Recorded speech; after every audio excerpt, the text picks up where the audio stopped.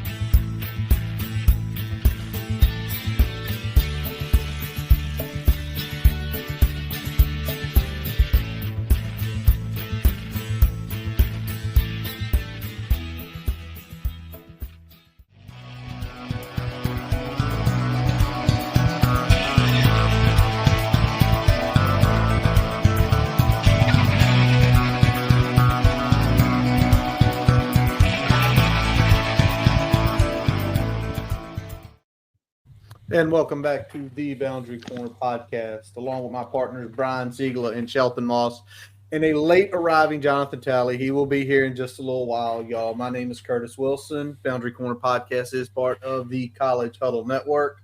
And this episode, as always, is brought to you by Dr. Jeremy Counts down at Counts Family Pharmacy, 301 South Main Street, Blacksburg, your friendly neighborhood pharmacy.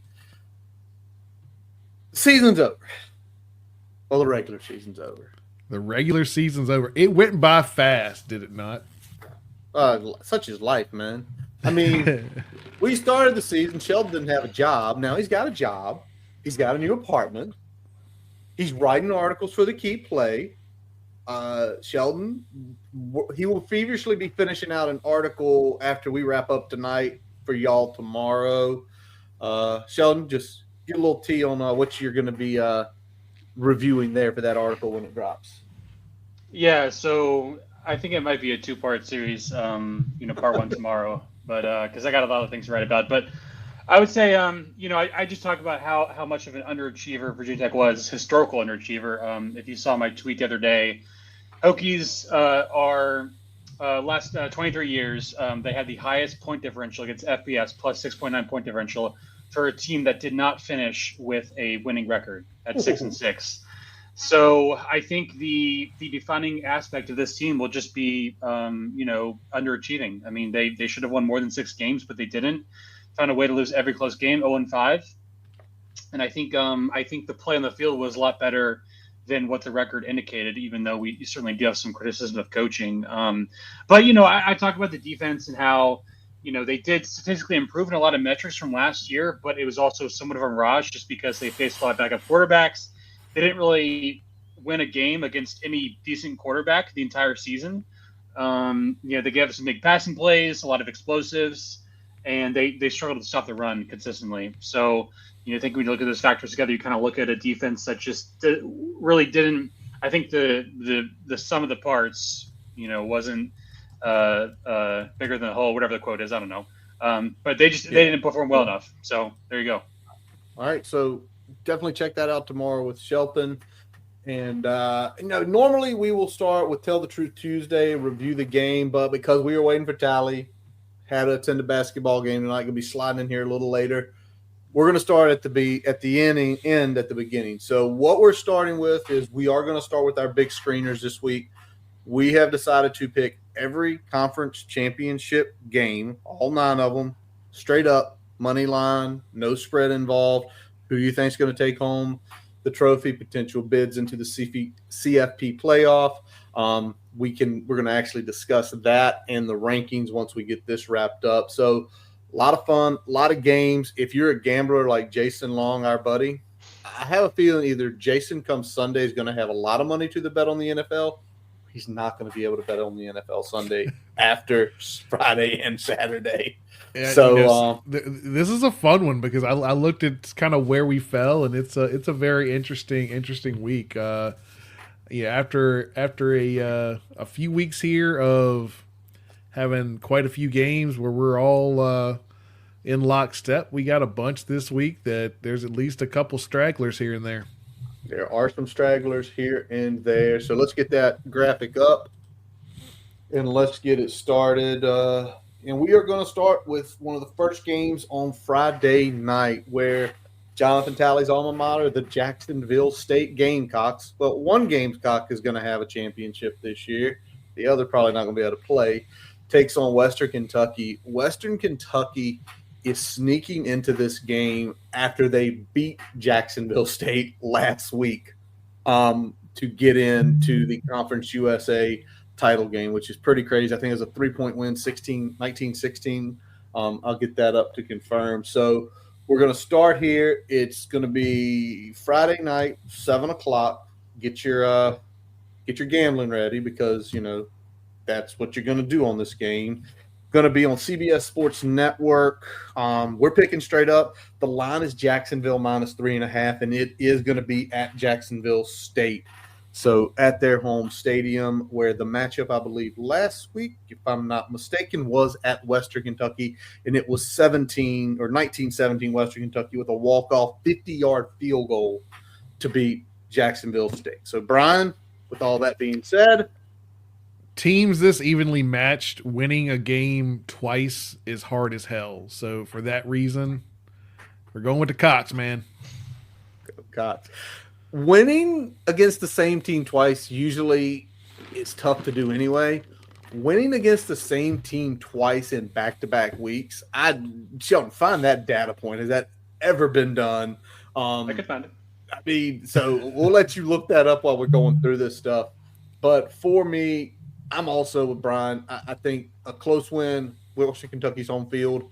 Definitely saved them last week. Jacksonville State with home field. Jacksonville State wins Conference USA. Yeah, I know Boise State and Fresno State had a couple years where they faced off back-to-back in the Mountain West because of the championship game after a regular season game, and those are some pretty good battles. I think they split most of their meetings, but yeah, I'm taking Jacksonville State. I honestly don't really know anything about either one of these teams, but I'm just taking the home team. There you go. You know where Tally's going. Well, you know where he's going. And Miranda's going with Western Kentucky here. She thinks they can pull the double. And Jason's riding with the rest of the crew. All righty. Brian, where are we going next? Miami of Ohio and Ohio. All righty. The Maction. This is totally gut feel for me. I'm going with Ohio. I'm riding with the Bobcats here. Gut feel for me. This is going to be noon, by the way, on Saturday. ESPN's carrying this one. Game is, I think it's at Ford Field, the wonderful Ford Field, which is wonderful now. It's a fun place to watch football now. These teams matched up in the regular season with Miami of Ohio beating Ohio. And it's kind of funny, though, when y'all think about it. So we have a Miami and an Ohio in conference championship weekend. But you know what? Is it either one we thought it'd be? Nope, not at all. Nope. I like Miami a little bit more, and I'll tell you why on this one. Yes, they're going to pull the double, but that game was way back when. You take a look at their records this year. Miami's of Ohio's other 3 losses, they lost to Northwestern, they lost to Cincinnati, and they lost to Notre Dame. And they were competitive in those games. So I'm going to want to go Miami of Ohio on this one. All right, Sheldon, what you got? Yeah, I'm taking Miami. Last 3 games, they've given up a total of 28 points. Their defense is on fire. I'm taking the team with the better defense today. So, Miami. All right. Tally's riding with y'all. Miranda's on my train here. And Jason is with y'all as well. So it's kind of a split house here. Little 4-2 action. Little 4-2 action there. All right. Oh, baby. Next one, Sun Belt Conference, where this legitimately looks like a really good game. Marshall's 9-3. Usually, Louisiana, the Raging Cajuns are 10-2. This game at Cajun Field, so it is a home field advantage for the Raging Cajuns. Will be on ESPN on Saturday. Saturday night, 7:30. Yeah. Yep. Have a man cave set up. You don't miss any games. Let everybody know that out there. And it's interesting. I'm trying to pull it up here. I don't think they played in the regular season because there's an East and West for this. Marshall coming off a win over JMU. They did not play in the regular season, so a first meeting of the season. Yeah, first matchup. And it's a good matchup. They're both good, solid teams. Brian, what are you thinking on this one? I've liked what I've seen from the Marshall games that I've watched all year. I haven't watched a ton of Louisiana throughout the year. Marshall's looked pretty impressive compared to what I thought we were going to get from them this year. So I'm going to take Marshall in this one. Yeah, Marshall, 2 of their 3 losses. Obviously, they lost to Tech, and then they lost to Ohio State the following week. So 2 of their 3 losses are to Power 4 teams. Raging Cajuns 1-1 against, effectively not 1-1, but Raging Cajuns' biggest win this year, beat Tulane early in the season. Lost to Tulane early in the season, but beat Wake Forest.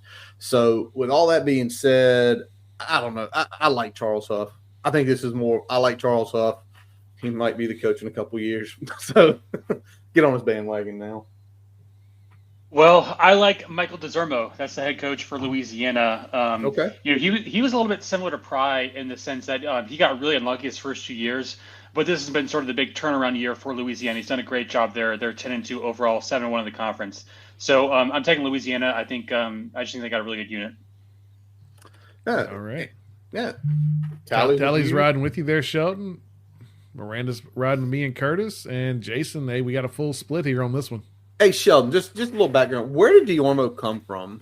Where was he prior to going into? He was a first-time head coach. He was an assistant there for a bunch of years, and he actually came before that straight from high school. So he was a running backs coach for 1 year, and then switched over to tight ends for 5 years, and then just moved up the ranks.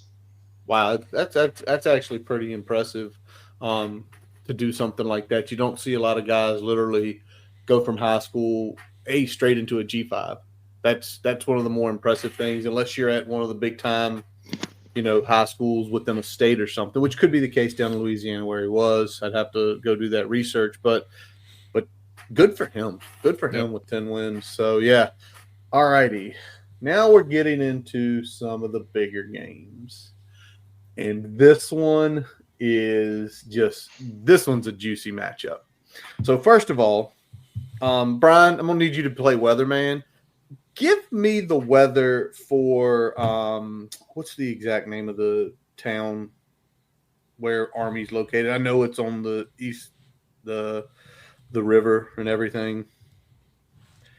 Mitchie Stadium. Look up Mitchie Stadium. Yes, Mitchie Stadium. So this game, Friday night, it's 8:00. It's on ABC.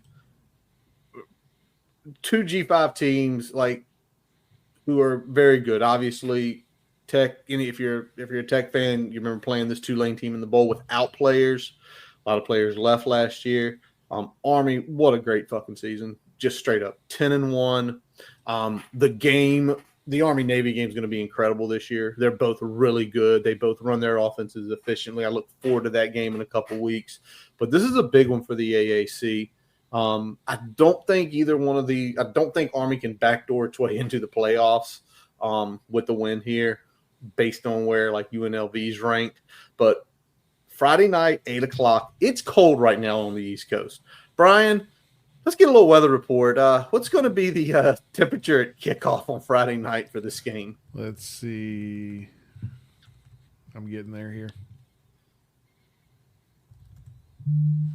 You're the owner of a small business, which means you could use another pair of hands, like the experts at Verizon Small Business Days, August 11th through 17th. Get a free tech check and special deals like a free 5G phone. You know you want one. Call 1-800-483-4428 or visit verizon.com/smallbusiness to book your appointment. Verizon Business. Available for select 5G phones. New line device payment agreement and select data plan required. Credit applied to account over agreement term up to 36 months. Terms apply. Offer ends 8/17/2025. This episode is brought to you by LinkedIn. Psst, healthcare pros. Word's out, and it's too good to keep quiet. Look, LinkedIn is revolutionizing job hunting, making it possible to search by specialty, shift preference, and salary. Endless scrolling is out. Whether it's a mental health therapist or dental hygienist, finding the perfect role is faster and easier than ever. Head to linkedin.com/healthcare and start your search today.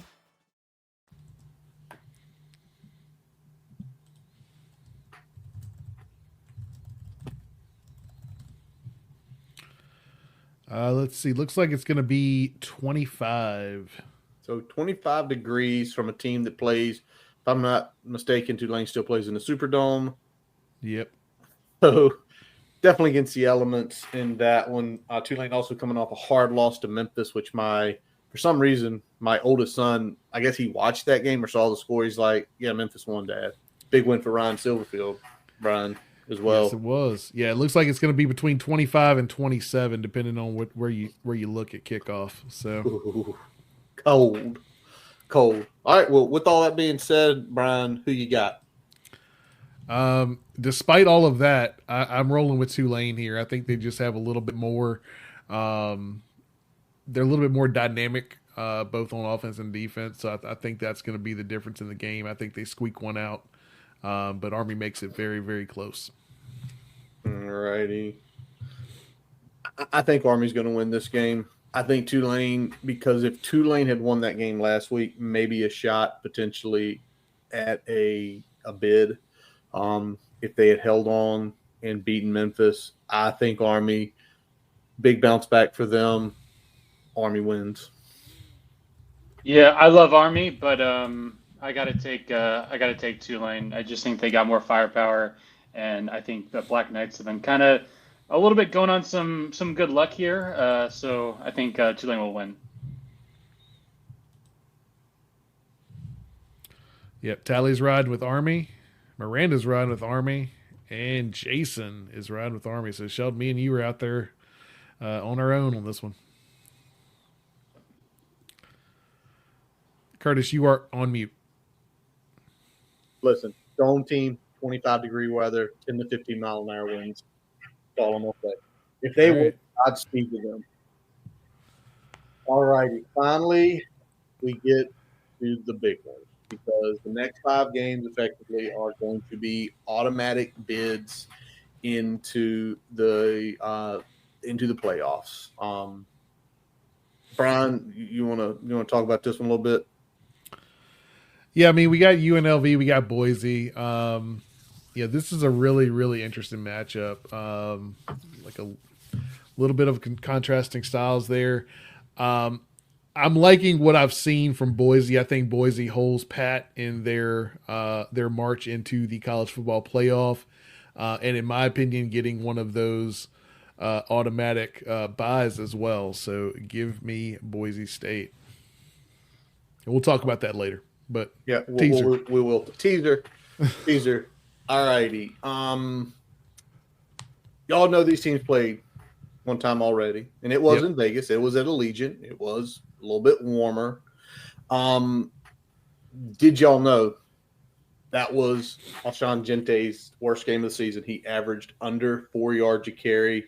UNLV's rush defense ranked 10th in the nation, only giving up 101 yards a game. That was a 2-point game the first time. It is at Boise. I'm sure it's going to be cold as hell there. I'm actually interested to see that. It's not going to change my pick, but, Friday night, it's going to be about 40 at kickoff, so not terrible. I think UNLV shakes up everything because right now their only 2 losses are to Boise in the overtime game against Syracuse very early in the season. Syracuse, obviously 9-3, had a great season. I think UNLV pulls the massive upset and shakes up potentially the CFP. All right. Yeah, I'm a big Boise guy, so I'm biased here, but I'm going Boise. I do think, to Curtis's point, UNLV is the one team in the country that can limit Ashton Genty, so I do think this will be a very close game, but I'll take Boise straight up. Tally's riding with us, Sheldon, as is Miranda and Jason. So, Curtis, you're out there on an island, babe. Got to roll the dice occasionally at the end here. Hey. All righty. Plus, I don't know where we stand picks wise. I think I'm under 500, so you got to go opposite and try to get ahead of y'all. All righty. Let's get into the Power Four, where on Saturday at noon, down at AT&T Stadium in Arlington, Texas, the house that Jerry built, it is 10-2 Iowa State at 10-2, or against 10-2 Arizona State. I don't think anyone's shocked by Iowa State being a good team this year. Matt Campbell's had numerous good teams since he has been at Iowa State for the last few years. But big shout out Kenny Dillingham. I think this is the biggest surprise of maybe the second biggest surprise, maybe not, maybe the biggest surprise of all the P4 teams in the championship game, in my opinion. But what a season for them. And Brian, anything to add on top of that? Anything you like? Sheldon, anything you like about these teams? It's just an interesting matchup. And, I mean, we talked about how the Big 12 shook out, and there was kind of really 5 or 6 teams there at the end that could have made a run here at the conference championship game. Colorado probably notwithstanding, these are probably the 2 best all year, top to bottom. So, seeing them in here, I think is probably the best outcome that you could have hoped for. And for this one, I'm going with the team that has shocked everybody all year. I'm going with Arizona State. All righty, I'm up next on this one. Again, I've already mentioned it. I think it's already there. My love for Matt Campbell, hell of a coach. One of those guys 2 years ago, could we go get Matt Campbell and bring him to VT? He'd be a good culture fit here. He had not been able to get over the Big 12 hump the last few times they played in the championship game. I think he cements his legacy and gets to the playoff with Iowa State. Close game, war. These teams, if you look at where they're rated, similar defenses, similar offenses, ratings-wise. But I think Iowa State takes this one, and Matt Campbell again cements his legacy as probably one of the better coaches in this era at a school that hadn't won a hell of a lot before he got there. Yeah, I'm taking Arizona State. 2 programs here that really just are solid but not flashy. I think I was really impressed with Arizona State's win over BYU. Kind of handled a very physical BYU team, and I think they're going to handle a physical Iowa State team as well. So, and they got Ken Scatterby, who's awesome. So, yeah, Scatterby is pretty awesome. I'll give you that, Shelton. Yep, and Curtis, once again, you were out on an island. It's because Tally, Miranda, and Jason are riding with Arizona State as well. It's the white running back effect. If there's a good white running back, people gravitate towards that. I'm just being real. Come on. Hey, Peyton Hillis once made the cover of Madden. Yeah. He did. Why? He had like 1,100 yards. He wasn't even like the 5th best running back that year. He was white. At some point, that was more meme than it was anything real. But you know what? Sometimes you write a meme. Sometimes you write a meme. All right, Brian, I'll let you lead this one in. arguably the best team all year in college football, Oregon. You got Penn State. Penn State's really had a year that I think was probably as good or better than they expected. I don't know if they necessarily saw themselves in this position with the schedule that they had, but they put themselves here, and Oregon's more or less handled their business all year. So one of those classic. You wouldn't really say this is a classic matchup from a Big Ten standpoint. You got Oregon in there, but I think this is a matchup that you expect when you talk about top 5 teams meeting in the Big Ten for a chance to have that in this case a bye for the first round of the playoff here. Probably at least a number 1 or number 2 seed. So I like Oregon in this one. They've been the best team all year. I think they keep that up. Yeah, Brian, you said a lot. Oregon's been the best team all year. Probably Penn State, I mean, say what you will, probably their best season since they won the Big Ten a few years ago. Because the Ohio State game, they basically hung in there the whole game. They just could not get enough to finish it. Obviously, I like what Jim said. That is a Rose Bowl matchup. But I favor Oregon in this one for one big reason. It's going to be inside. I think if this was in the elements, if this was, let's think, they moved it to Ohio and put it in Cleveland or put it in Cincinnati this championship game, I'd favor Penn State. But I think being on that wonderful dome that Lucas Oil is, that Brian's so familiar with, give me Oregon. There we go. They solidify the number 1, and they solidify going to the Rose Bowl. Yes, I am taking Oregon. I just don't trust Franklin enough in these types of games. And to Brian's point, Oregon is at worst a top 2 team in the country. Penn State is not on that level. There we go. Tally's riding with us. Miranda's going Penn State. Jason also going with Penn State. I mean, let's be real before we jump to the next game. I mean, obviously, I think everyone was expecting Ohio State to be in this game for the rematch from earlier in the season, which was an unbelievable classic. The question is, where's Penn State's head? Because I think, let's be honest, going into the end of last week as they prepared to play, who did they play? Oh, somebody help me out here. Y'all gonna make me pull up efforting. Make you do it. Damn you people. They played Maryland, who fired their offensive coordinator, Dane Josh Gaddis, 44-7. The question is, how quick can they get up? Because I think in their head was, we're going to beat Maryland, Ohio State's going to beat Michigan, and we're going to be somewhere between 7 and 9. Where do we land? Are we on the road or are we at home? And now with this happening, Penn State's, whether they win or whether they lose, or they get the bye, they're guaranteed a home game. I do not see them go below 8 in this situation. There you go. All right. Thanks, Jim. All righty. Next, we go down to Charlotte. Probably the game that has the biggest implications in terms of which team gets in and which team doesn't in terms of at large. If you looked at the college football playoff rankings and the way they shook out today, very interesting to see where a certain team from Alabama was located on these rankings. So this game, I think, has a lot of odds at stake for what happens here. Curtis, you're muted. Yeah, 100%, Brian. This is,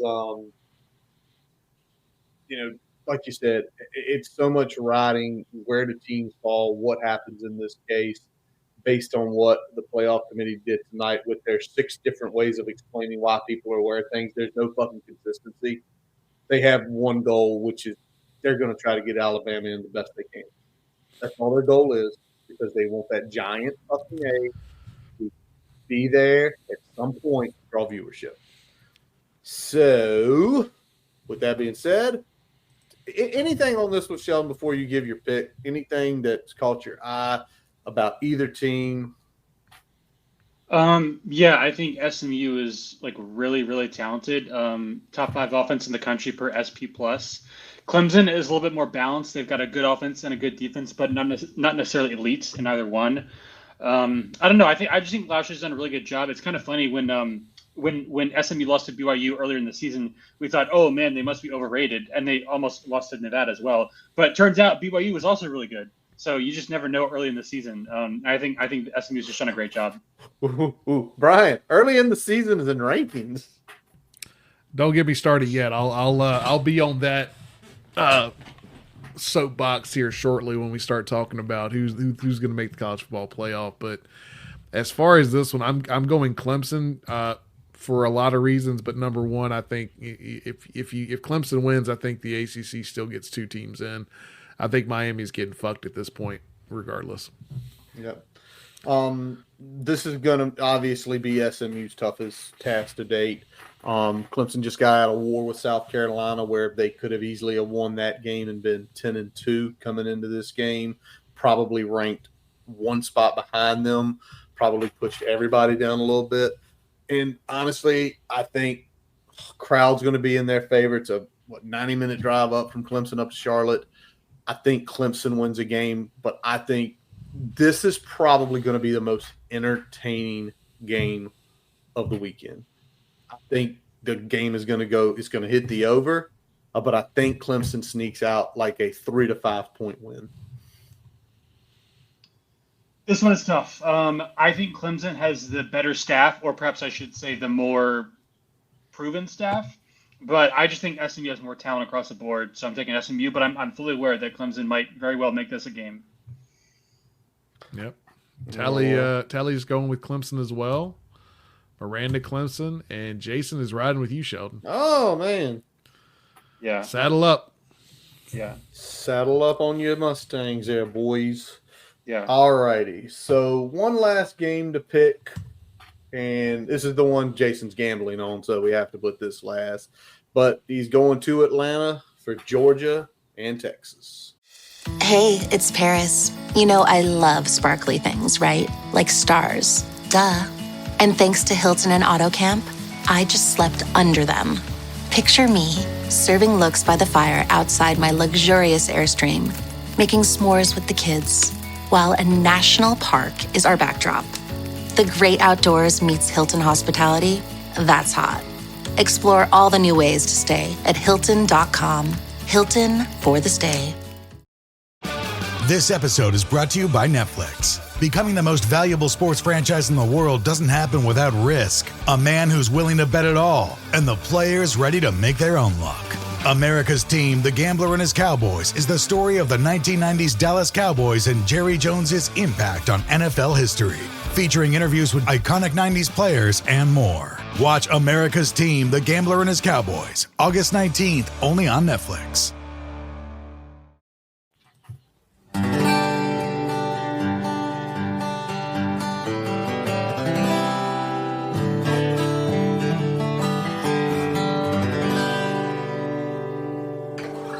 Hey folks, welcome back to one more week of Guitar Licks and Gambling Picks. I'm Jason Long. It is championship week, and here on the Boundary Corner podcast, we're picking every game.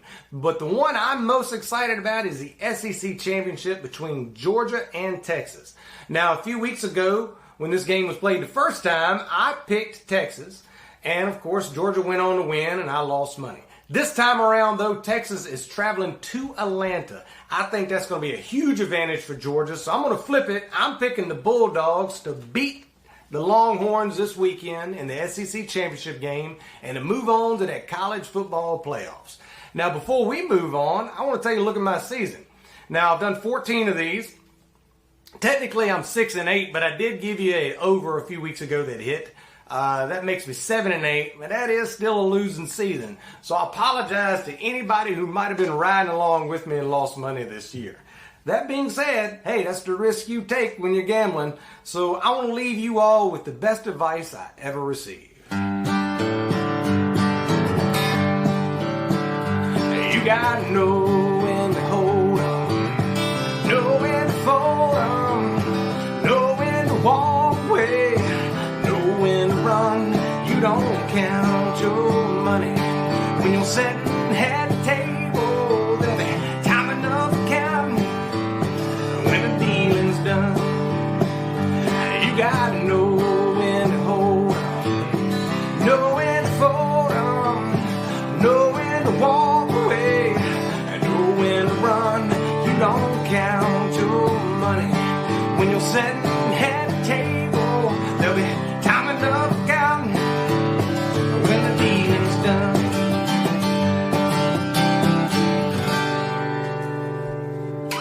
So happy but responsible gambling this weekend, folks. Now, don't y'all forget, check out my website, jasonlongmusic.com, to hear all of my music, find out when I'm playing live. I've had a ball doing these, and I'll see y'all next time.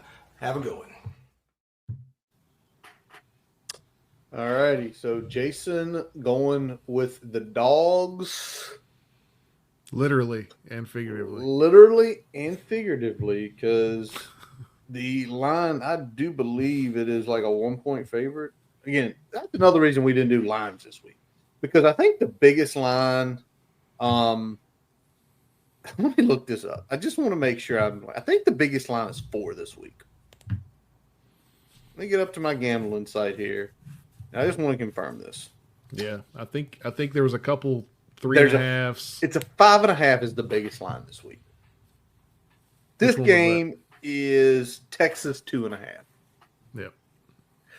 That's why we did it this way. Because when there's 2.5, 3.5, even 5's not a lot. You get to that area where it's basically a pick 'em anyway. So, well, with so many teams getting rid of divisions now, you're literally getting the 2 best teams in each of these conferences. There's not going to be that big of a gap in most of these cases. So, and when we look at it, a matchup like Georgia and Texas here, that goes double. I'm going back to the well here with my reasoning. It's hard to beat a team twice. Hook 'em. Yes, Texas. The first time they played in Austin was still one of the best things I've ever seen, and should be done more when referees fuck up calls. Just throw beer cans at them, and eventually they will get together and make the right call. That should be done more at games. They should not be penalized. You know what? Because for honest truth is, can we go back to Georgia Tech real quick last week? Yeah. Those were 3 of the most atrocious calls I've ever seen one way. The 2 PIs and the hold that was not called. I think people should be allowed to punch refs in faces when they blow that bad of a call. I think it's fair.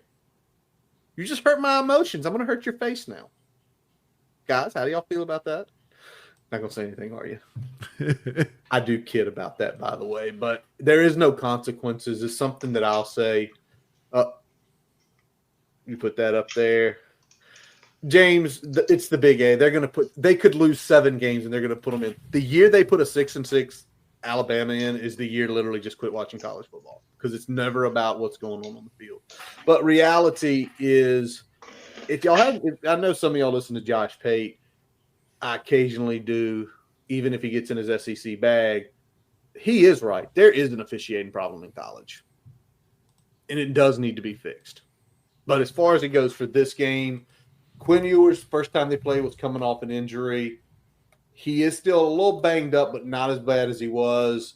Played a great game against A&M. By the way, they should have blown out A&M. You fumbled the ball multiple times inside the 10-yard line. I think Texas wins by a touchdown. Yeah, Texas lost to Georgia once. It's not going to happen again. Taking Texas.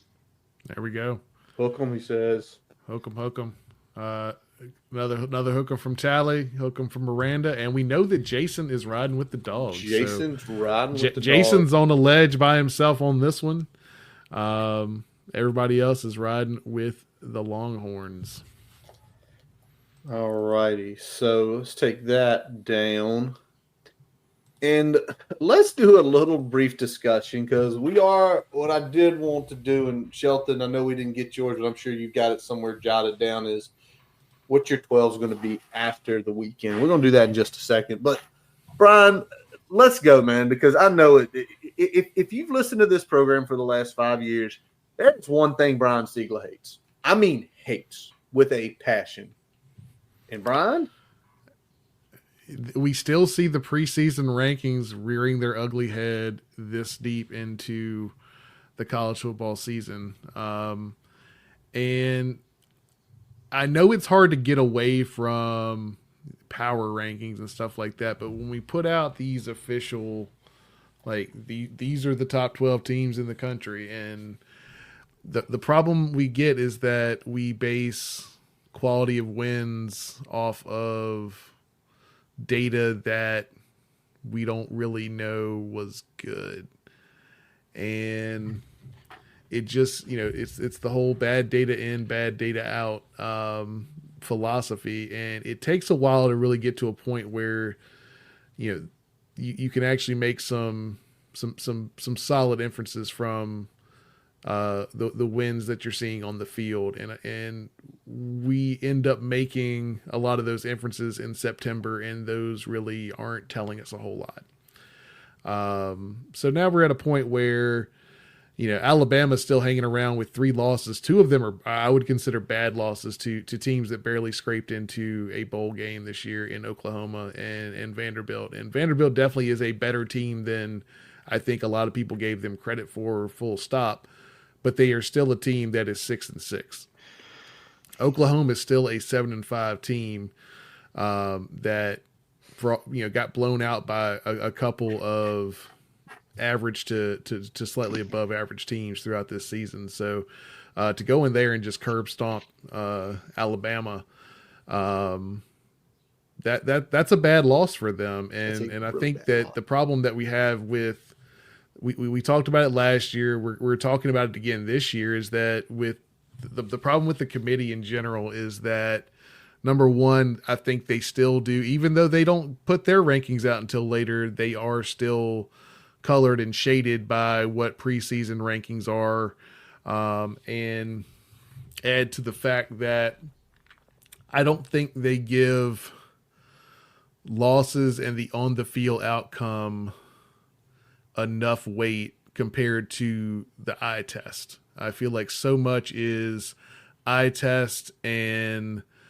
okay, well, who did you play? And it's kind of funny because I think we were looking at strength of schedule, Curtis, and, we compared, I think it was SMU and Alabama, and they're like 70 and 71 or something like that. You weren't looking at that. You were looking at something else. You were looking at another metric. It was not strength of schedule. Okay. I don't know what you were looking at. Shelton might know. But it was anyway. There was a metric we were looking at that had them, neck and neck within a margin of each other. And when we look at some of the other pieces here, when we look at, like I said, Alabama in particular, but you can make a case for some of these other teams as well, is that, we need to, I think, penalize teams for bad losses more than we are, and more than the college football playoff has historically. Losses in general. Yeah, losses in general, but bad losses even more so. So that's my soapbox. I'll pass it on to Curtis and Sheldon here to add their 2 cents here. Well, I want to pitch to Shelton because, Sheldon, you're our data and stats guy. Do you believe there is something out there that is an unbiased metric that's not looking at polls? What do you feel like if they called you tomorrow, somehow they found this and they found this is a smart kid, let's put him in charge. Is there a certain metric or is there a certain data point out there that you say that could be the beginning of the methodology right here? Honestly, look, there's no such thing as a perfect stat. Correct. At the end of the day, there's always going to be different numbers that can portray something a different way.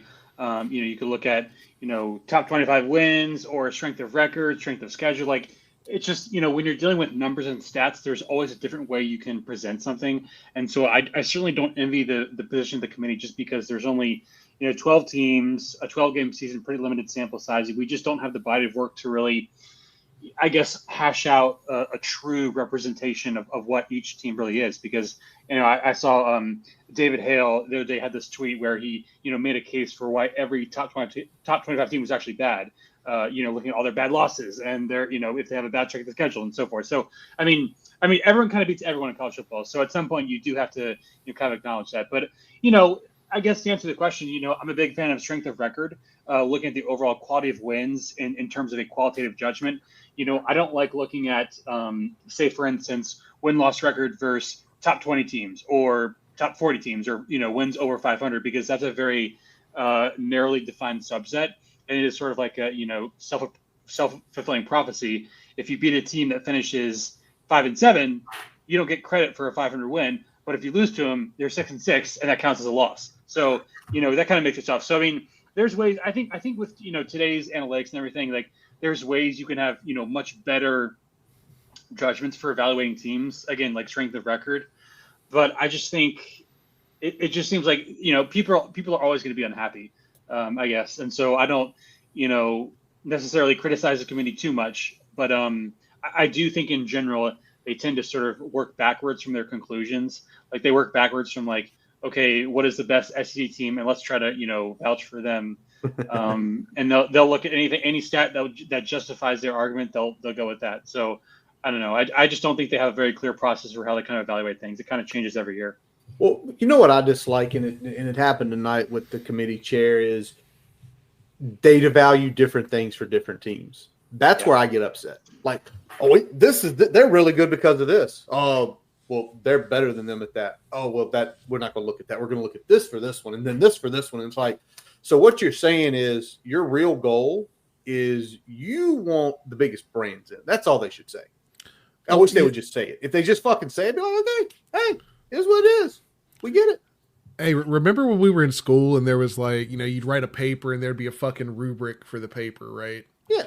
Give me a fucking college football rubric and give me, all right, this is weighted this many points. This is weighted this many points. So at least we could understand the process. And because when you have a more transparent process, you can at least say, okay, well, you can point to this and say, this is why this team is better. You might not agree with it, but there is at least a justification behind that. It's not moving the goalpost. It's not whatever the dollars and the eyes say. It's at least a very fixed matter of getting to the end point there. You're on mute, Curtis. But here's the thing. If they did that in the beginning, then they couldn't justify certain teams. Because if one team's telling the bad metrics, it's like, hey, that's what you said you go by.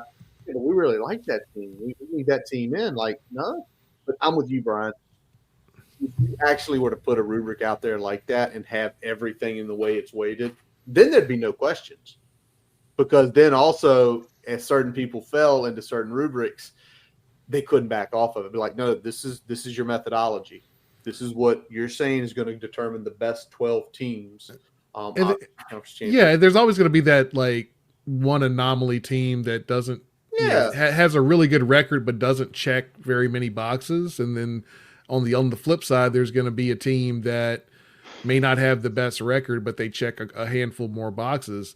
And this at least gives you kind of a step-by-step way of justifying putting that one team in over the other or vice versa. All right. Because right now it feels like we're cherry picking whatever stat we can to get the lowest SEC team in that still has a chance into this thing every year, whether it's 4 or 12. 100%. I am looking currently at the AP poll at the beginning of the season. Let's see how good they were. Y'all ready? Yep. Georgia was number 1. They've had a solid season. Ohio State, say what you will, they've won 10 games. Both of those are within the margin of error, yes, right? Margin of error. Margin of error. Oregon, ranked number 3. Yeah. Texas, number 4. Alabama's 5. Ole Miss is 6. Notre Dame 7. Penn State 8. This is where it gets fun, Brian. Number 9. Y'all remember who the number 9 team was this year? This is Florida the State? Michigan. Oh, Michigan. Okay. Florida State was 11, right? Florida State was 10. Florida State was 10. Okay. Okay. So there's that value where you're talking about. Now, Florida State within the first month, no one valued a win over them. Miami blew the doors off them. But you know what I could say? Well, they were top 10 at one point. Shouldn't that matter? No. That doesn't matter. Guess who 11 was? And this one's going to piss you off. Who's that? Missouri. And Missouri still ranked 25th. Then we get to Utah. Bad season for the Utes. LSU fell out of the top 25 with losses. Clemson still hanging in. Tennessee, great season after being ranked 15th. Oklahoma was preseason ranked 16th. Oklahoma State was 17th. They didn't win a conference game. Beat Arkansas. Arkansas beat Tennessee. So tell me how that makes sense. Doesn't. That's why you play the game on the field and wins the most important. Kansas State, who just fell out, and then Miami. This is the bottom of the top 25. Texas A&M, Kansas, USC, North Carolina State, Iowa. They basically, it's a coin flip if they've got any of them. A coin flip. And this is where Brian's point always becomes big. This is what we're basing things off of. This is what we're looking at the beginning. Because in this sense, Missouri is 9-3. Missouri is not a top 25 team. They really aren't. But they stick in there because they started at 11 and they never got below 3 losses. Where a team like Duke or Syracuse, I know they both beat us. Pisses me off. They're both 9-3. Only Syracuse got ranked. So, hate it. All right, so real quick, we've talked about the college football playoff. Let's lean into it. I'm going to start with you, Sheldon, because I don't have your stuff up here. So you've got your predictions in for the conference championship games. What do you think? Just go your top 12. Obviously, we can figure out who the 4 buys are by reading it down. Yeah, so buys Oregon, Texas, SMU, Boise, and then at large, Penn State, Notre Dame, Georgia, Tennessee, Ohio State, Indiana, reluctantly Alabama, and then Arizona State as the final AQ. All right. As you look at that, what's your most intriguing first 4 matchup? Let me see. Penn State, Arizona, Notre Dame, Alabama, Georgia, Indiana. I don't know. I guess I go Notre Dame, Alabama, because that game is interesting. Because if I had to guess, Alabama would be a slight underdog because they're on the road. But if that game were played on a neutral field, I think Alabama would probably be favored. They've actually they've underperformed from their metrics a little bit. So I do think they're probably qualitatively better than people think they are. But that would be a really, really close game. And I do think people are underselling Alabama a little bit. I know they aren't what they used to be, but they've still got some good football in them. So I'd be very interested to see what would be made of a matchup like that. All right. Brian, what about you? All right. So AQ buys. I've got Oregon, Texas, Boise, Clemson. At large, and this is in order of rank, is going to be Notre Dame, Penn State, Georgia, Ohio State, Tennessee, Indiana, Arizona State, SMU. All right. So looking at your core or your first 4 games, which one intrigues you the most? Looking at this, man, it's going to be – I got a couple clash of styles here. I think my most intriguing is going to be Arizona State at Happy Valley, Penn State. Hey, white running back downhill. Yeah, exactly. I mean, it's gonna. I think that's interesting. I could point to Notre Dame and SMU for very similar reasons, but I think I'll go with Penn State, Arizona State. Probably least intriguing is going to be Georgia, Indiana. Yeah, could be interesting, but I feel like that's going to be. I think Georgia handles them fairly well. Ohio State, Tennessee, I think is going to be an interesting one as well. But and just in terms of like thinking of where it is, what the weather is going to be like, style of play, it's got to be Penn State, Arizona State for me. All righty. I'll give mine real quick here. So automatic qualifiers: Oregon, Texas, Iowa State, Clemson. Those are 4 AQs. Then it goes as follows: Notre Dame, Penn State, Georgia, Tennessee, Ohio State, SMU, and then UNLV.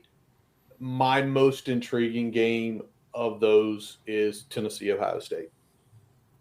It really is. And the reason I say that, because if I'm not mistaken, the 8-9 goes to the 1, right? Yes. 8-9 goes to 1. I'm more intrigued by that game there because Tennessee is one of those places. It's in the hills. It's in the mountains. It's cold. There is no effectively advantage for them with Ohio State. Ohio is cold. But the question is, can Ohio State actually get to the level where they can play? And I mean, when I say that, can they get to the level with all that talent? That's the one. Like, if you ask me right now, that would be your Saturday night 8:00 game. Probably the Notre Dame. Look who's joined us. Finally. Can Ryan Day win a big game that matters? Who knows, man? But I think that, hey, he's here. What's happening, Tally? I made it. You barely. You are all barely, good, my friend. You all good, man. You all good. We just get in here telling lies about what the top 12 is going to be. Shelton's got Alabama in. I got them out. Everybody better have Alabama in. They in. They ain't They're letting them in. yet. They ain't letting them out. They got to have that money. They got to have that Bama money. Tally's saying the whole team could get sick and die, and they'd somehow put them in, right? They put them in, man. Once I knew they weren't going, once they had a couple of convincing wins, and they weren't going to the SEC championship, so there was no way for them to lose that game. I said, yeah, they in. As soon as I saw them at 11 and not 12, I was like, they really gonna try to get them in. They really gonna get them in. They gonna try their damnedest. Now, I think SMU losing could throw some janky stuff in there. I think if SMU was behind, who is it? Behind Indiana, they wouldn't survive it. It's going to be a toss-up. They wouldn't survive a loss. I think being in front of Indiana, it's going to be interesting. It's going to be interesting because do you drop, like in my position here, I got UNLV. Do you drop them 2 spots? That's you got UNLV jumping. I get what you're doing. I don't foresee that scenario. Well, again, I looked at that game from earlier this season, and when you hold Janetti to under 4 yards a carry, I think they can do it again, and that's why I think they can pull the upset. Because again, they got to beat them twice in the same season. Yeah, Kelly, and that's the thing. Yeah.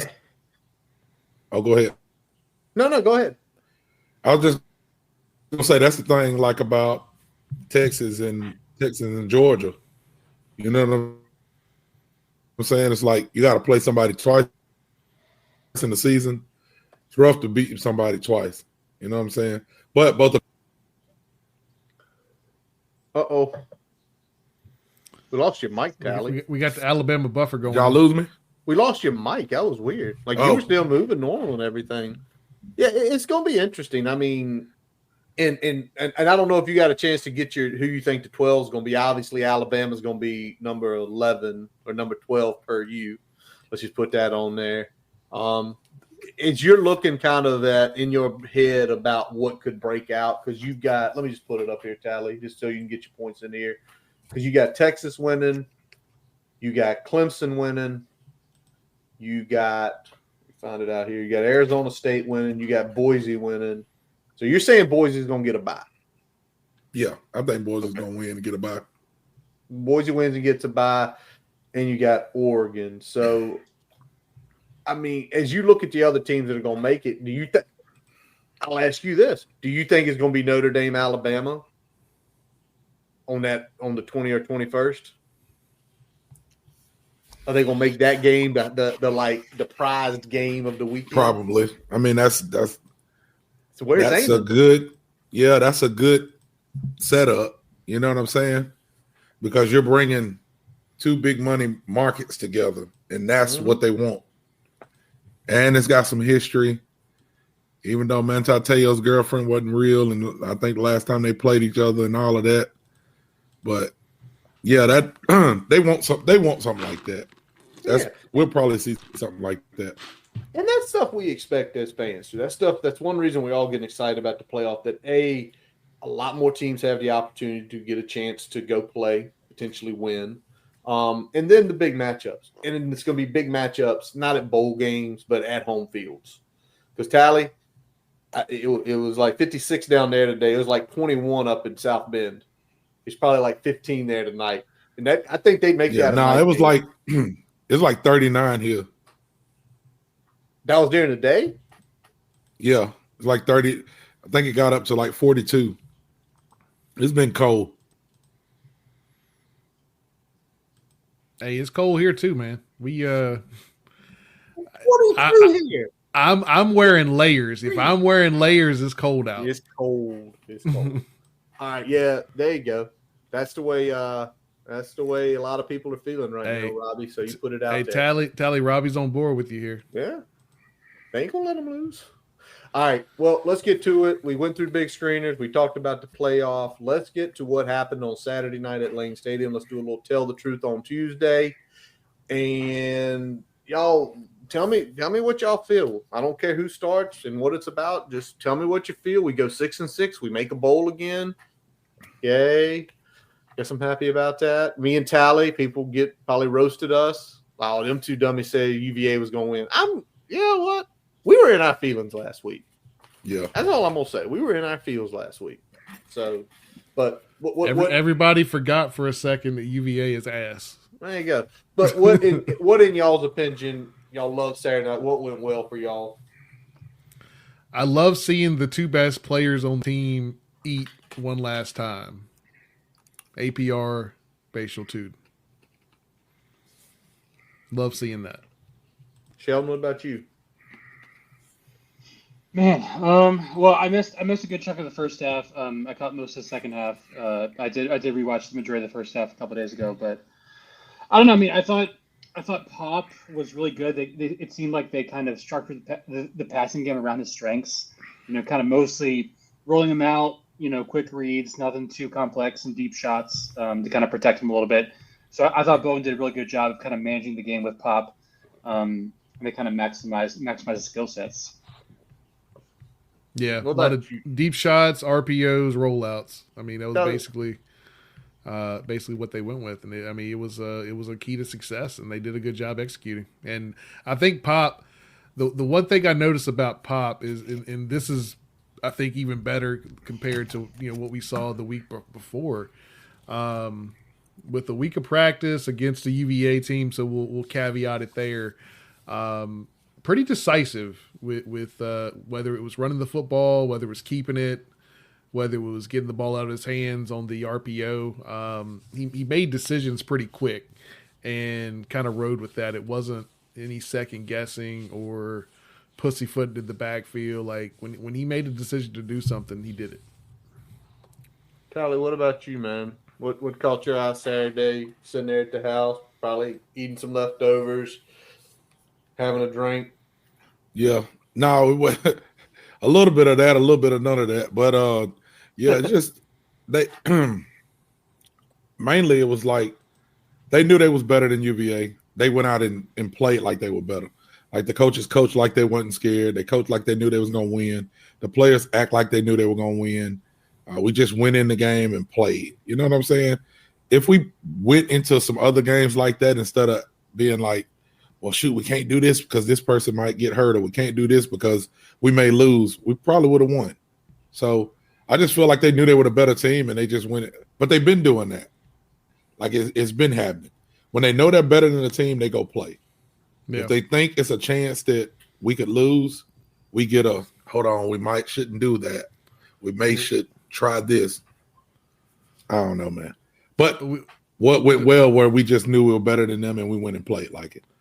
Yeah, Tally, we talked about this a lot with like the confidence of this team and maybe even specific players too. When this team plays with confidence, whether it's players, coaches, they're a different team. They look like what we expected them to be from the start of the season to the end of the season when they play with that type of confidence and when they coach with that type of confidence. And we talked about some games, them getting conservative on offense and defense, and we didn't really, when UVA started moving the football on defense against our defense, I mean, we didn't hold back on offense. We leaned on what we do well. We got out there, got another touchdown, put the game out of reach, and that was that. I think we didn't overthink it like we have in some of those other games where, the asshole is a little tight and we're not playing with that type of confidence or coaching with that type of confidence. I love what you said, Tally, right there about how when we know we're better than a team, the confidence shows. When we think about it, we have moments. But we also, in those moments, there are some moments where it's just like, go to Miami, 17.5-point underdogs. And we just played. And that throughout that whole game, even up to the last Hail Mary throw, we can win this game. We can win this game. Go to parts of the second half of Vanderbilt, way back in August. Think about it. And, oh, man, this isn't good. And then the second half starts rolling. It's like, we can win this game. And then what happens? We have one bad thing, and then it just snowballs. And that, to me, is on coaching more than it is kids. These are 17 to 23, some 24-year-old guys out there. Again, Sheldon, you're like 25. You're getting past that age. 26, don't sell me short. Hey, I was telling you a little bit younger, but you're 26, and the thing is, everybody has that when you're in your 20s. You can have everything going for you in the world, and then one bad thing happens, and it puts you up, straight up. Whether it be a bad grade, fight with your girlfriend, fight with a friend, it can mess you up. And these guys are asked to do this every week. I'm going to go same route, Brian, you mentioned APR 8 because he was creating chaos, 3 sacks.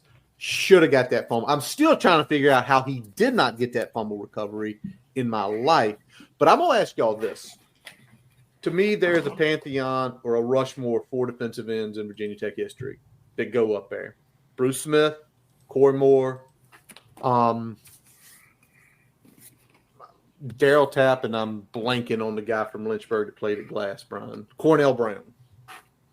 With the seasons he's had, I love Daryl Tapp. We've interviewed him. Does he bump Daryl Tapp off to Rushmore, and is he effectively the defensive end Rushmore? You're tuned into Auto Intelligence, live from Auto Trader, where data, tools, and your preferences sync to make your car shopping smooth. They're searching inventory. Oh, yeah. They find what you need. They're gonna find it. You can make a budget for your wallet to help you succeed. Pricing's precise and true. So true. It's smarter car shopping. Ooh. Just for you. Oh, it's just for you. Find your next ride at autotrader.com. Powered by Auto Intelligence. You open the Walmart app and boom! The Reebok and Hanes styles that keep your kiddos on their A game delivered in as fast as an hour. That's right, those comfy Hanes Performance Crew socks they love in the app. And the coolest shirts, shorts, hoodies, and leggings from Reebok? Yep, Walmart's got them. They'll feel so focused in their new gear they won't even notice you freaking out on the sidelines. Shop Reebok and Hanes in the app. The Walmart you thought you knew is now new. Subject to availability, fees, and restrictions apply. I mean, you can definitely make that argument. I think if he played one more season for the Hokies, it would be a no-brainer. Even if he had a season like last year, compared to this year, I think it would be a no-brainer. I think with just looking at the 2-year sample size, you could make an argument. I don't know if it quite gets there, but you could definitely make an argument. I think for him, because of the transfer portal and stuff, because most of the other guys came in, and then like you want to say it's just because of their college career, but it also has to do kind of how they get drafted and then what they do after they get drafted. So for him, going to Florida, then coming back to Virginia Tech through the transfer portal. And like Brian had said, if he had one more season where he doesn't, I think it'll come down to where he gets drafted in most like Hokies heads. Like if he goes first round or high second round, I think people would be like, yeah. You know what I'm saying? If he slips down to the third round or whatever the case may be, you know, then people will be like, you know, they won't really think about it. But if he goes high, like, you know, some are predicting he will, then I think people would 100% go, yeah, he's there. You know, he got to bump this person off, whoever. Anybody besides Bruce. You know what I'm saying? Like most people would say. But that's just my opinion.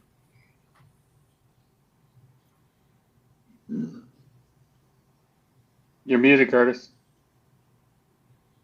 Oh, I thought it was me. No, you're mute.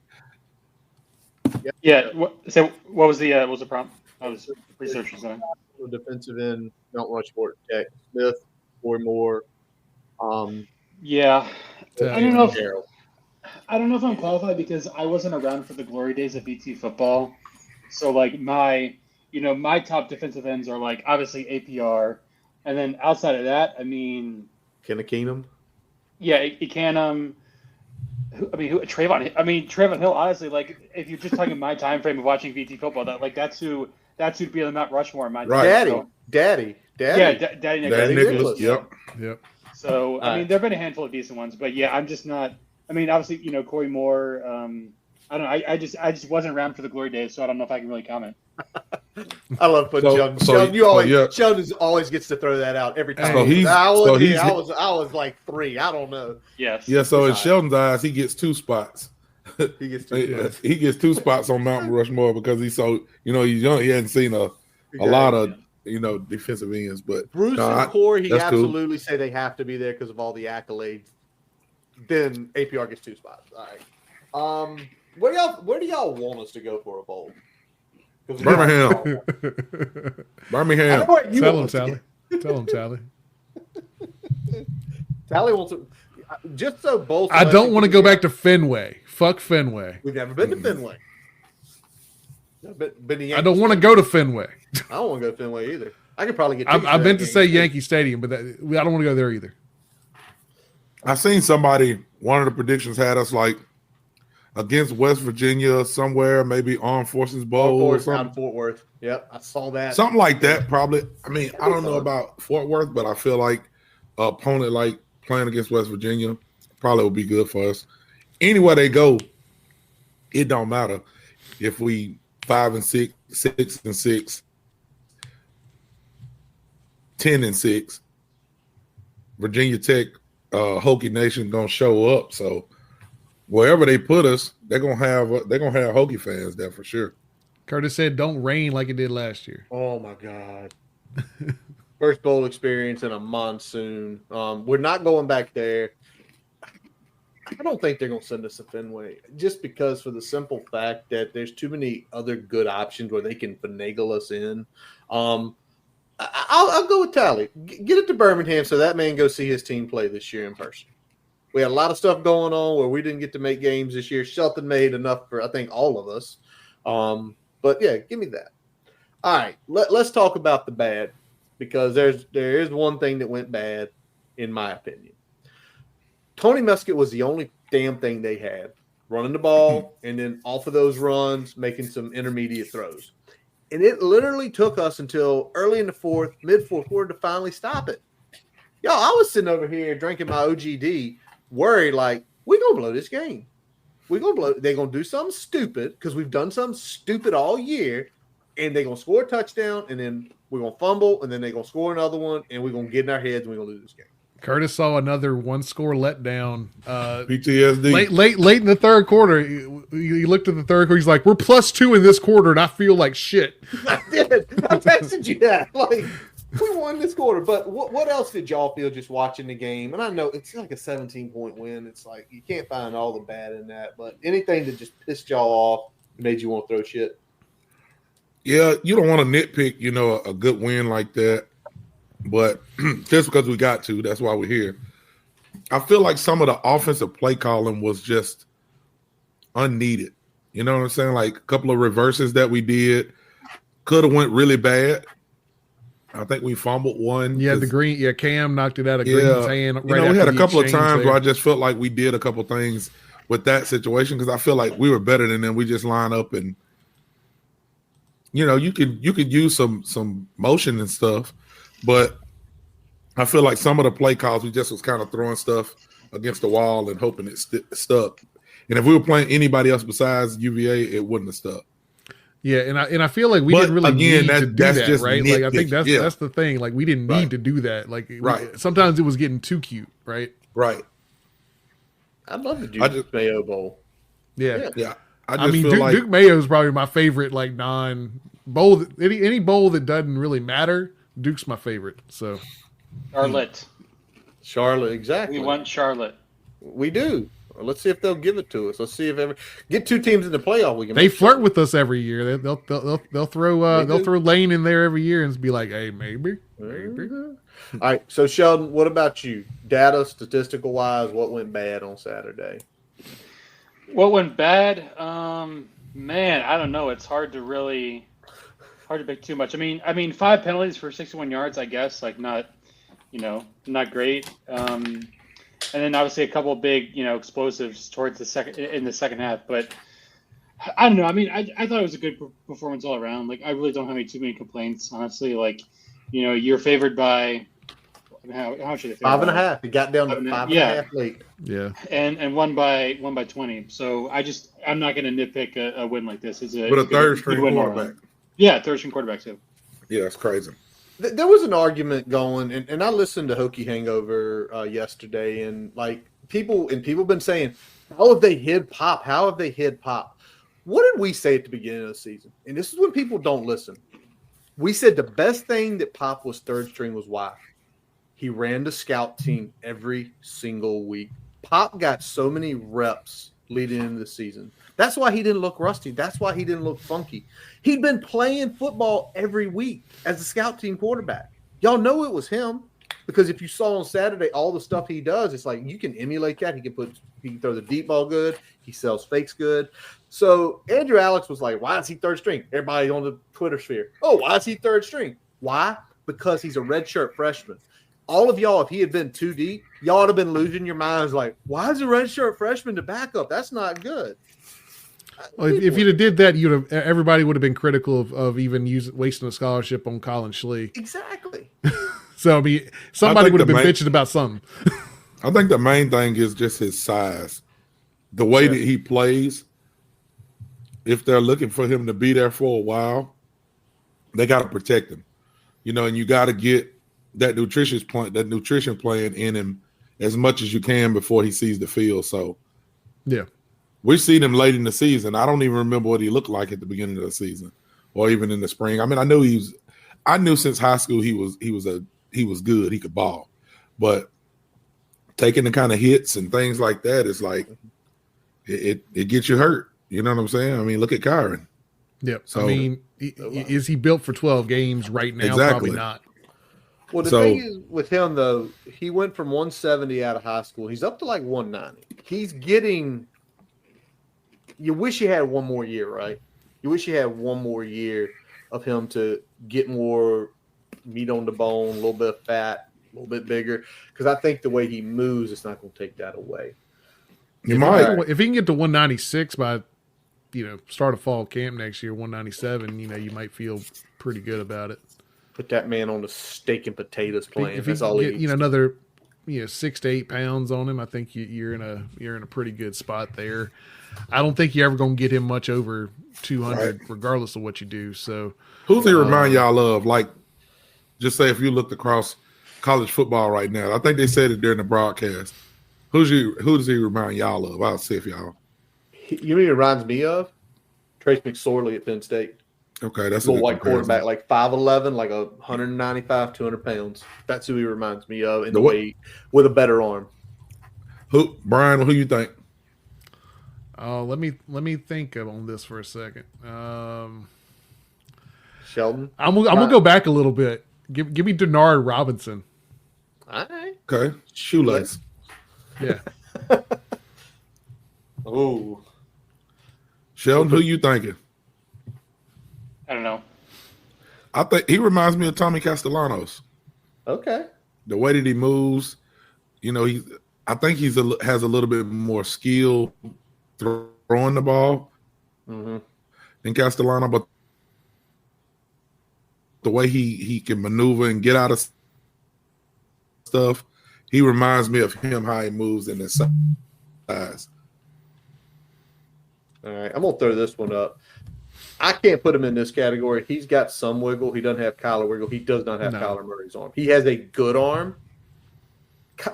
Kyler was a center fielder in baseball. You got to have an absolute rocket to play center field in baseball. And he has a rocket to be as small as he is. So, yeah. All right, real quick, before I got one more thing we're going to do, Tally, and we'll get it to you in a second because I know you got some shit to get off. You caused a ruckus on Twitter, making people all sorts of mad. Obviously, National Signing Day is tomorrow. We have it commit earlier today. Portal season's open. We've got 3 defensive linemen already there, probably more as we were sitting. We're going to come back next week and kind of unwrap that stuff because there's going to be probably more portal entries, maybe some other changes. So ain't no need to talk about it tonight. But, Tally, the floor is yours because you go ahead and put it out now in spoken word what you put in that tweet. No, so most of the time for the season, of course, everybody – you got to have somebody that you got to put a blame on, right? So I just like the debate. I'm not telling people they're wrong. I just want to hear what people say because I'm like, y'all are telling me that Marv is the reason we lost all these games. And, I mean, people was giving good stats. Well, we led in this game. Well, we led in this game. I'm like, well, if you look at the games, it was more than just defensive letdowns. Sure, Marv wasn't adjusting well in the third quarter. I agree. But if I'm looking at it from a holistic standpoint, right? Our top defensive player our top player that gets drafted is going to be a defensive player. And we're going to have more defensive players drafted. Is that because they were developed well? Is that because of the scheme worked for them? You know what I'm saying? And then we had all these pieces come back on offense. You got everything you wanted on offense. You paid people big money. You got every piece back that you wanted. Maybe besides O-line. I guess they may have didn't get some O-line. But the pieces that we had, you got them back, and we're still 6-6. So people say, well, you had this defensive, you had APR, and you're still 6-6. I'm like, yeah, but the offense had as much talent. You know what I'm saying? I feel like it was more question marks on the defense than it was the offense at the beginning of the season. And they said, well, people got hurt on the offense. Well, the starting safety got hurt in the first game. Sherman got hurt in the first game. So I just don't understand how you pick one and not the other. You know what I'm saying? I'm picking the head man anyway. I'll just tell everybody that. I feel like it's the head man's fault, the games that was lost. That's my opinion. But if you just say somebody got to fall on the sword, I was just wondering how people say it's Kyron's fault and it's Mar's fault. So Brian, what you think about that? Yeah, I know I'll you say seen this. the tweet that they was killing me on. I saw the tweet. They were killing you. If we talk about somebody got to fall on the sword, and it's got to be somebody that's not Brent Pry and not Whit Babcock, right? So we're talking about somebody down the pecking order. Mm-hmm. I do lean Marv over Bowen, and I'll give you my reasoning. And most of it has to do with it similar to Pry, the things that Marv doesn't do well regardless of game day. I think Marv doesn't do a great job of adjusting, especially in the third quarter. I think those game plans have been pretty rough. I think that Bowen, even when things aren't working, he does adjust pretty well, or is at least quicker to adjust to try something new in the game. But when I look at quarterback performance against linebacker performance, I think despite injuries and everything else, I think the quarterback still overall performed better individually at that position than the linebackers did collectively at their position. And then I look at the fact that Bowen can recruit and Marv can't. Marv is a minus recruiter, Bowen is a plus recruiter. So all that together, I think that puts Marv higher up on the chopping block than Bowen, in my opinion. Sheldon, you go next.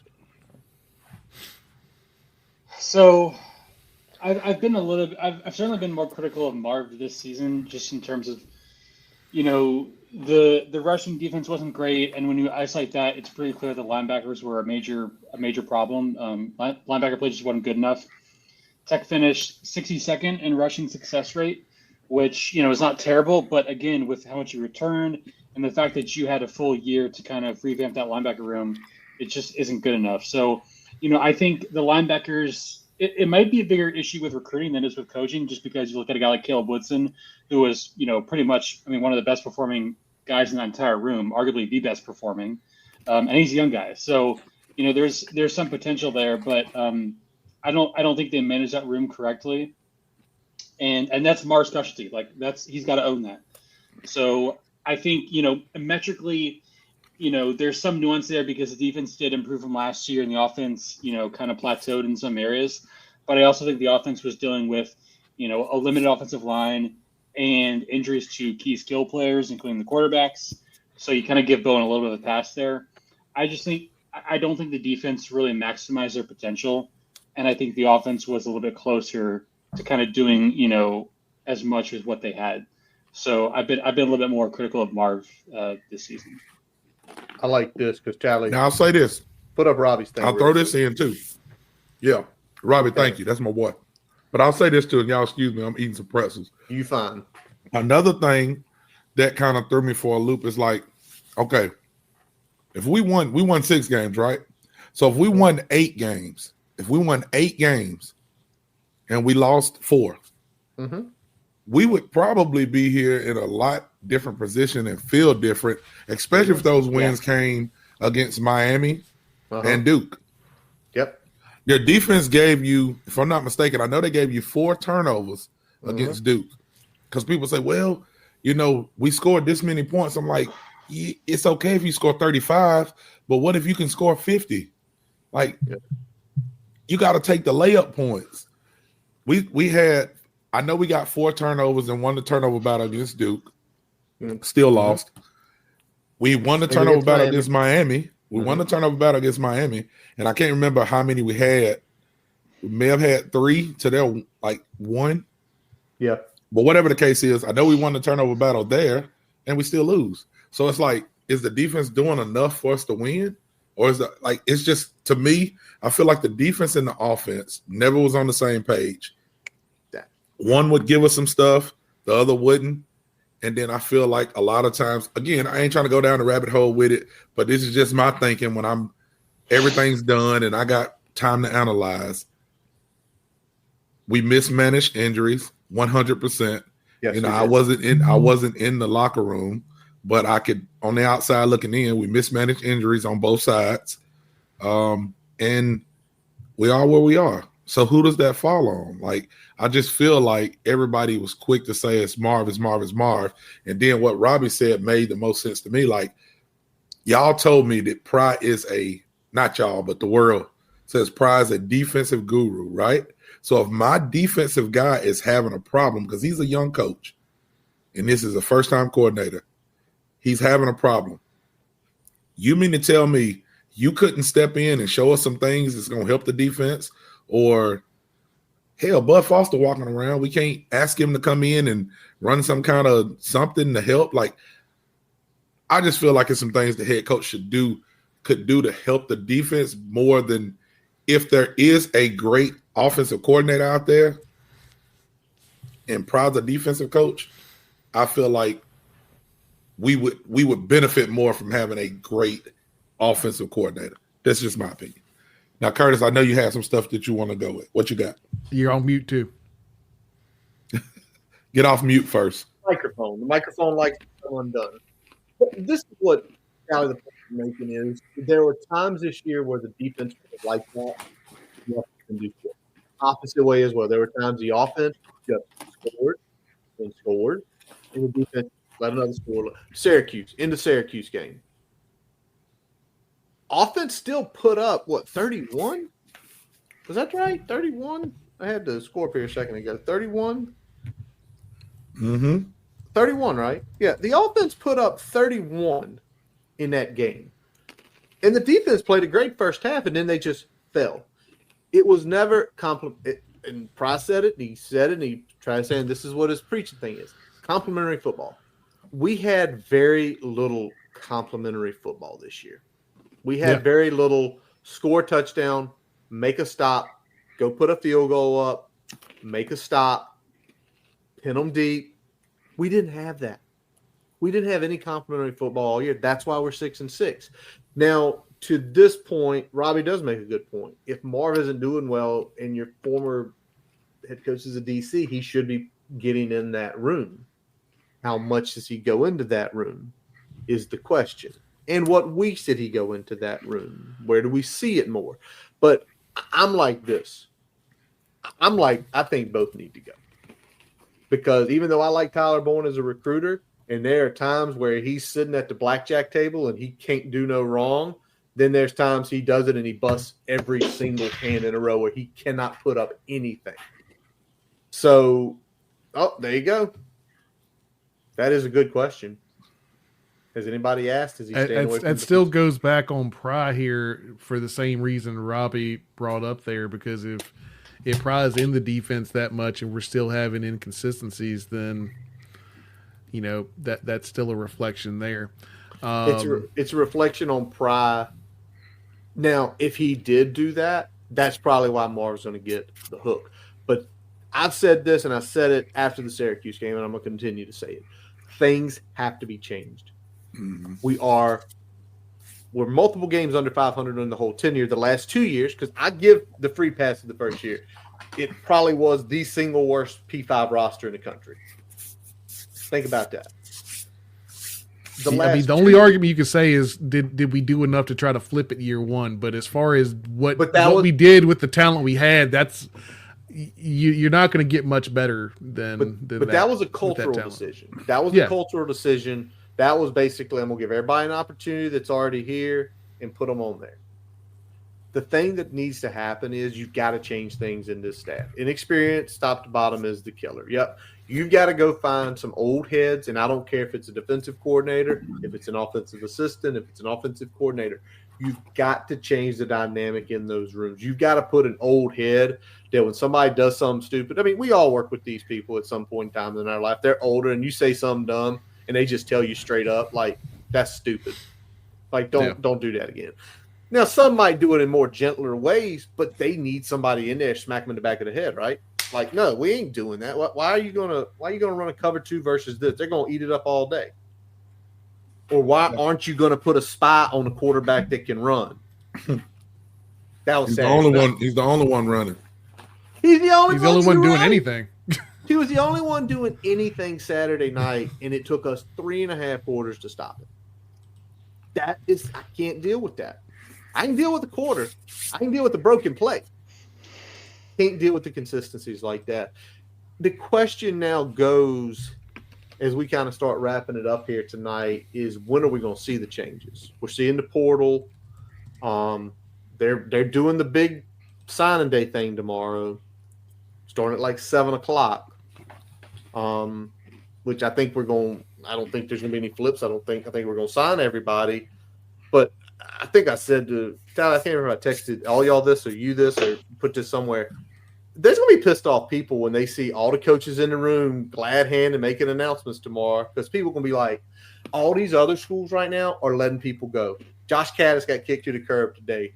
Guy who was a quarterback coach for J.J. McCarthy got kicked to the curb today. Gus Malzahn left. Jamie Chadwell's leaving. Movement's happening. We're just sitting here. Oh, we're all good, everybody. Everything's good. No, everything ain't good. You're an average football team with an above-average roster this year. And you epically failed. Okay, so I have some nuanced thoughts about this. So you talk about the assistants. Look, I do agree that you have to make staff changes because there's no choice. Like, you went 6-6, make staff changes. But I probably lean more towards the tally way of looking at this, because I think when you look at the overall body of work, there's just nothing that this team is really bad at, but nothing that they're also great at. And so I think you can make a case for keeping, this assistant or that. But the ultimate problem is that you have a head coach who's 1-12 in one-score games and finds a way to lose and finds a way to snatch defeat from the jaws of victory every single week.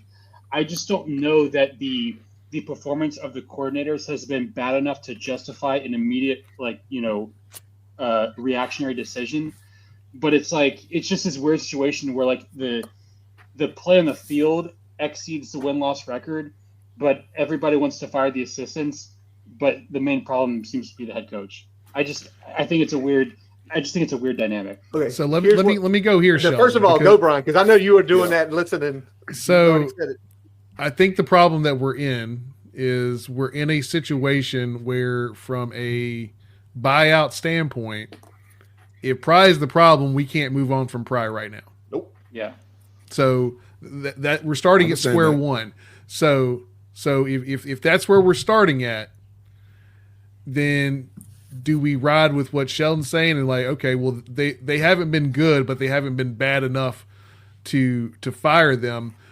What's the middle ground here? Is the middle ground bringing in a analyst, some sort of experienced, seasoned game management analyst that can work with Pry to season some of these problems that we've had throughout the year in terms of game management, in terms of crucial decision making in those key moments in the game? Because I mean, we talked about it. Those have probably cost us at least 2, maybe 3 wins this year, right? When we look at the cumulative effect, this could easily be an 8 or 9 win team if a handful of decisions are made better on game day. It's true. When we look at that, is the answer standing pat and bringing in an analyst like that because you're not in a position right now to scrap it again and start from scratch? That's a good question. Great question. See, and that's the thing. I don't. Again, I'm not the one that's out here beating a drum saying fire Pry, but I just know that I don't feel like firing Marv is going to make us win more games next year or the next year. I can't definitively say that because Pry's still the head coach. Yeah. He is the one that's losing. He's the one, like, again, and Brian, I know you want to go, so don't forget what you're going to say, what you're thinking about saying. But it's like, if we do bring in a new coordinator, of course, he's got to learn a system that's going to set us how many years back, and it's going to do this. And we're still making the same mistakes. And it's a long list of things that went wrong, but who leaves the quarterback in when his foot is broke? Who makes that decision? Whose decision was it to not play Caleb Woodson? Yeah. Well, whose decision was it to not play Caleb Woodson early in the season? True. Yeah. Whose decision was it to not get Q Reddish on the field earlier? Just little things like that. Like, I don't know who it is. I don't know if it's the defensive coordinator. I don't know if it's the head coach. I don't know if it's the position coaches. I don't know, man. Like, it's just a lot to think about. And again, I don't want people to think, anybody who's here listening who interacts with me on Twitter, like, I'm not argumentative. I like to have discussions. So I genuinely was asking, like, I see this happening. I just want to know, what do y'all think? And why do you think that? Well, Brian, what was you going to say? Or Curtis, you got something you was going? Brian, I got mine. I'll let you go first, man. So I'm with Brian. You have to make some change, and Shelton. You have to make some change. If you don't do an overhaul, that's fine. But this is what you do. You do 3 positions. The first one is, Brian, your point. You've been beating the hammer. Like, if you're not going to make him any changes, get him a Jerry Kill type figure to help manage the games, make decisions, all that crap. I'm good for that. I think what you do on both sides of the ball, if you feel, to Tally's point and to Sheldon's point, we aren't terrible anywhere. It really is true. We're not terrible anywhere. Now, we're terrible at times. We're awful at times doing stuff. You bring We're rarely consistently bad at anything. Exactly. Bring in that older voice. Has basically let one member of the staff on each side go. Bring in the older voice who has the experience. You don't have to name an offensive or defensive coordinator, but you come in and say, listen, your job is to improve this person. Your job is to improve this person. Like, the name's been floated out there a lot. I love Pearson Prelo to death. A lot of people know Pearson didn't want that coaching job. Let him go back to director of player personnel. Bring in Bob Shute. Because, one, Bob Shute knows the systems. Bob's been a safety coach for a long time. There ain't no learning curve. He's like 57, 58 years old. He may not help you on the trail. But the thing is, if you believe in Chris Marv can be a good defensive coordinator, get an old head in that room with him consistently and constantly. Other side, same way. Bring somebody in. Let go of Stu Holt, Ron Crooks. Let go of one of those two guys. Bring in somebody who's seasons, that's called plays, that can get you out of the ruts. Because with Tyler, it's never about when he's not on. It's when he's off. It's so bad. It's so bad. So let me throw this out there. We talk about a Jerry Kill type, but I mean, what this staff is lacking, regardless of what position they are, whether coordinator, position coach, head coach, this staff does not have a lot of head coaching experience on it. Mm-mm. One guy. And that doesn't really count. at least not in the meaningful way that we're looking at here. So and that was a very short tenure as well. Correct. So when we look at that, do you two birds with one stone? You get a former head coach that's fine being a coordinator that has that experience. Is that a half step where you're still spending the same amount of money and not having to hire a new coordinator and a Jerry Kill type, whether you have the budget for that or not? I don't know. I'm wondering if somebody with that type of seasoning that's willing to be a coordinator underneath a Brent Pry could rub off on him and be kind of that right hand man from a game management perspective, regardless of whether they're running the defense or running a position group or whatever it may be. Because I think the biggest problem is that just this staff, top to bottom, lacks experience of managing games, because you've got fresh coordinators and a head coach that never did it till he got here. It's true. I think all of us here, Sheldon, anything you want to add additional as we get ready to wrap this thing up and hire Mac Brown? Listen, Mac Brown does know how to manage a game better than Brent Pry. I'll say that. So, Sheldon, anything you want to cap us off? I mean, I certainly think you could, maybe consider adding some consultants or analysts, and that'd be fine. But I just think when I look at the data, I'm not seeing the justifications for significant staff turnover if the team had performed up to their expectations win-loss record-wise. Like if the staff had, not bungled a bunch of games and we were sitting here 8-4, maybe 9-3, I think we'd all be happy. And the stats would be the exact same. The data and metrics would all be the exact same. But we're 9-3, so we're thinking, hey man, it's all good. Let's keep it rolling. Yeah, it may not have hit the heights we expected, but it's at least kind of the incremental steps. It's the expectation, leveling out at least.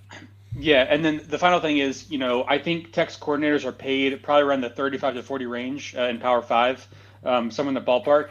And I think you got to wonder, like, if you did decide to move on, could you make a legitimate upgrade with that salary range? Maybe you could. I don't know. The 1% coming. Yeah, and it is risky, always making those changes because you just don't know. Maybe it turns out to be worse or it's a downgrade. So I don't know. Anything else, gentlemen, before we put a wrap on this? I think anything, Tally, Brian? Nope. All right. Back up the Brinks to Jerry Kill and let's see what we can do. There you go.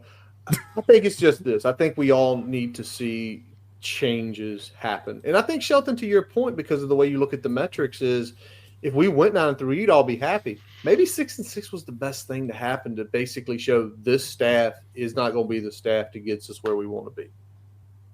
That's all I'll say. Now, with that being said, that does wrap up this episode of the Boundary Corner podcast, brought to you by Counts Family Pharmacy in Blacksburg. I'm Curtis Wilson. I'm Brian Siegler. Jonathan Talley. And I'm Sheldon Moss. We are part of the College Huddle Network. Check out our website, boundarycornerbc.com, and listen to all of our episodes. While you're there, follow us on Twitter, Facebook, Instagram, YouTube, all your favorite podcast sources. As y'all heard from him earlier, check out Jason at jasonlongmusic.com. He plays us in. He plays us out. All of his live gigs, all of his music's right there. Check it out if you're down in the Roanoke area. See where he's playing. Go say what's up. Tell him you followed Boundary Corner and that you followed all of his gambling picks this year, and he owes you money. He'd love to hear that. But as anyways, we appreciate y'all all for listening, all the comments in the chats as always. And as always, let's go. Hokies.